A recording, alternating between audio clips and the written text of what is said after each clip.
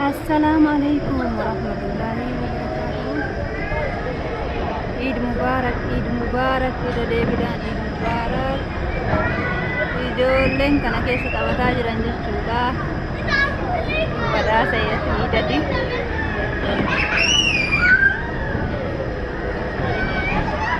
Kana fakkaata maashaallah.